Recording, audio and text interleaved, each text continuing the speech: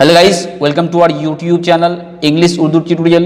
मैं आज की इस वीडियो में class 10 model activity task life science को सॉल्व करने वाला हूं, जो सितंबर के महीने में दिया गया है। तो चलिए वीडियो को स्टार्ट करते हैं।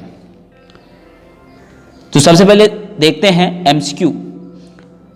Question number 1, right the answer in complete sentence by choosing the correct answer for each question with respective serial number. तो यहाँ पर सबसे पहले लाइन को कंप्लीट करना है। Select the pair that is not correct. यहाँ पर 4 ऑप्शन है, उनमें से कौन है जो सही नहीं है। A number yeast budding, B number moss spore formation, C number plasmodium regeneration, D number amoeba binary fission. तो आंसर होगा सी प्लाज्मोडियम रीजेनरेशन। ये गलत है क्योंकि ईस्ट में बडिंग के जरिए रिप्रोडक्शन होता है, मोस में स्पोर फॉर्मेशन के जरिए होता है, डी नंबर एमीबा जो है उसमें बाइनरी फिजन के जरिए होता है रिप्रोडक्शन। लेकिन सी नंबर जो है प्लाज्मोडियम, उसमें रीजेनरेशन के जरिए रिप्रोडक्शन नहीं होता है। तो आंसर होगा number C plasmodium regeneration. Question number 2, identify which of the following 2 genotypes are responsible for the expression of black and smooth phenotype in guinea pig। तो यहाँ पर 2 जेनोटाइप्स को बताना है जो black smooth phenotype guinea pig को express करता है। तो आंसर होगा B number, capital B B small R R and capital B small R R. ये होगा option number B answer. Question number 3, determine the probability of colour blind daughters born to normal father and colour blind carrier mother. इसका मतलब है कि normal father और colour blind carrier mother के daughter को जो है कितने % डॉटर को कलर ब्लाइंड ये डिजीज होगी। तो 4 औलाद में से कितनी बेटियों को जो है ये बीमारी होगी। तो आंसर होगा ऑप्शन नंबर ए 0%। किसी को बीमारी नहीं होगी। अगर फादर नॉर्मल है और माँ कैरियर है तो बेटियों को जो है ये बीमारी नहीं होगी। तो इसलिए आंसर होगा ऑप्शन नंबर ए 0%। अब चलते हैं क्वेश्चन नंबर 2 में। क्वेश्चन नंबर 2 है ट्रू और false. Decide whether the following statements are true और फॉल्स। तो यहाँ पर बताना है कौन ट्रू है और कौन फॉल्स है। तो नंबर 1 है, in asexual reproduction 2 parental organisms are required। कहता है asexual reproduction में 2 पेरेंट्स की जरूरत होती है, मतलब माँ बाप की जरूरत पड़ती है। तो ये फॉल्स है, तो ये होगा फॉल्स। तो question number 2, in flowering plants the ovule gets transform into the fruit after fertilisation. Fertilisation के बाद प्लांट में क्या होता है, फ्लावरिंग प्लांट में ओव्यूल जो है ट्रांसफॉर्म हो जाता है, किसमें ट्रांसफॉर्म हो जाता है, फ्रूट में। तो ये भी फॉल्स है। क्वेश्चन नंबर 3 है, the observable characteristic of an organism is term as phenotype. जो कैरेक्टरिस्टिक्स जानदारों में दिखते हैं अगली नस्ल में, अगले जनरेशन में, तो उसको क्या बोलते हैं, उसको फेनोटाइप बोलते हैं। तो ये सही है, तो ये होगा ट्रू। अब चलते हैं क्वेश्चन नंबर 3 में। आंसर इन 2 और 3 सेंटेंसेस। 2 या 3 सेंटेंस में आंसर करना पड़ेगा। तो क्वेश्चन नंबर 1 है, distinguish between asexual and sexual reproduction on the basis of the following features. तो 2 बेसिस पर जो है डिफरेंस लिखना है, प्रोडक्शन ऑफ गैमेट्स और दूसरा है डिपेंडेंस ऑन माइटोसिस और मेयोसिस। सेक्सुअल रिप्रोडक्शन में देखिए, इसको उर्दू में जिनसी तौलीद बोलते हैं। जिनसी तौलीद में नर और मादा गैमेट्स बनते हैं।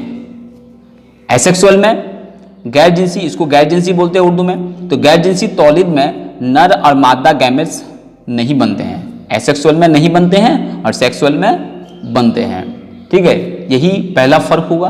दूसरा है, इस तौलीद में मतलब सेक्सुअल रिप्रोडक्शन में म्यूसिस तकसीम होती है। सेक्सुअल में म्यूसिस तकसीम होता है, मतलब एक सेल डिवीजन का प्रोसेस है। तो हम लोग जानते हैं कि सेल डिवीजन का जो है 3 मेथड है।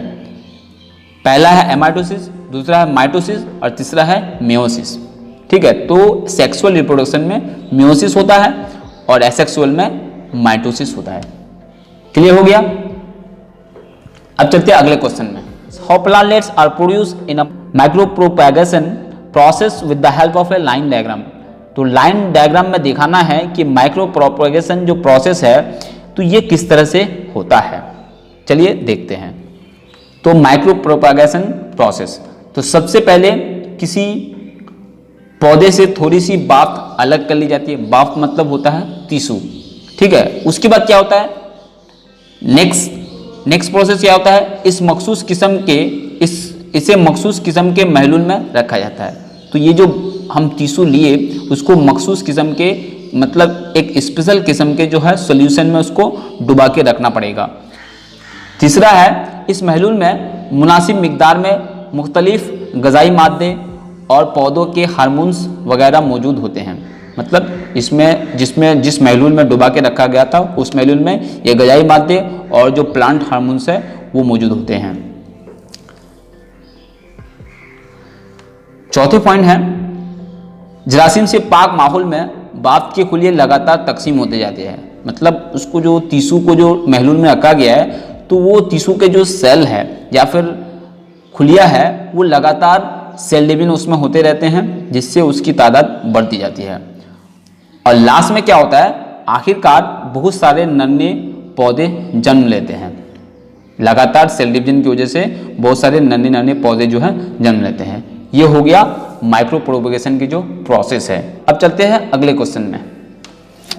सो the result of hybridization till F2 generation between a pure yellow and round seeded pea plant capital YY small capital YY capital RR and a pure green and wrinkle seeded pea plant small YY small RR with the help of a checker board.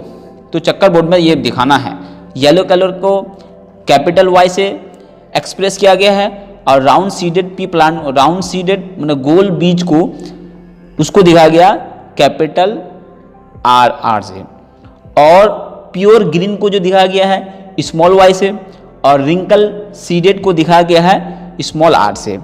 तो यहाँ पर hybridisation होता है, मतलब cross होता है, dihybrid cross के जरिए होता है। तो उसको चक्कर बोर्ड की हेल्प से दिखाना है। और लास्ट में और एक क्वेश्चन उसमें कनेक्टेड है, state the law of heredity that can be drive from this hybridisation experiment. तो इस एक्सपेरिमेंट से जो लॉ निकलता है लॉ को भी लिखना है।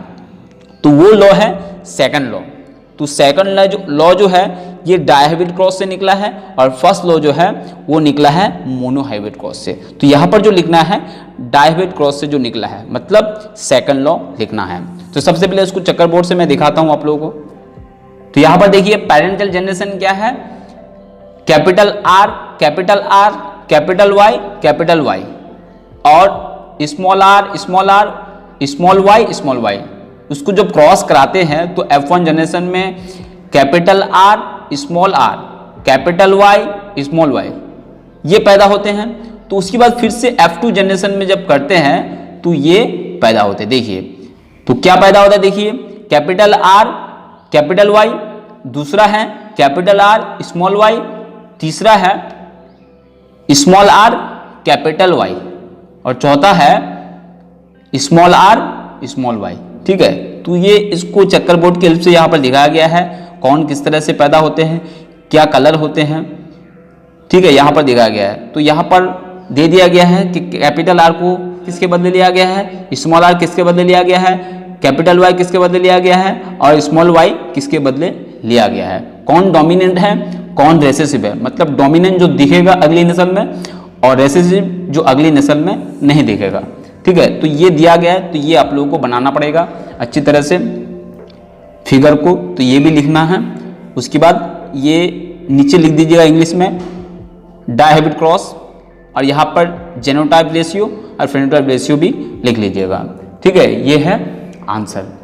अब जो सेकंड लॉ है वो लिख लेते हैं, लॉ ऑफ इंडिपेंडेंट असॉर्टमेंट।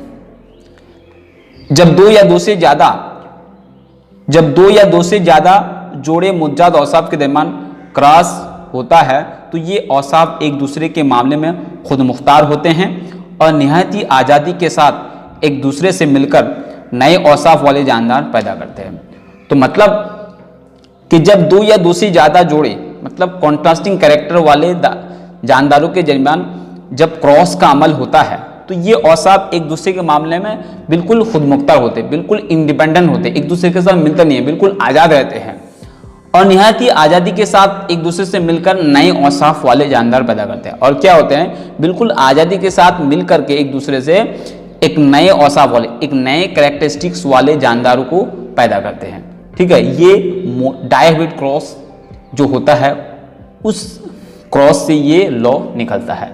तो ये है, लिखना है आपको, पहले वो चक्कर बोर्ड को बनाना है, उसके बाद ये नीचे लिखना है। तो यहाँ पर जितने भी क्वेश्चन है मॉडल एक्टिव टास्क में सब मैं आप लोगों को यहाँ पर बना के दिखाया। तो इसमें अगर कोई समझ में कोई प्रॉब्लम हो तो कमेंट करके जरूर बताइए। So thank you for watching, thank you for listening, have a nice day.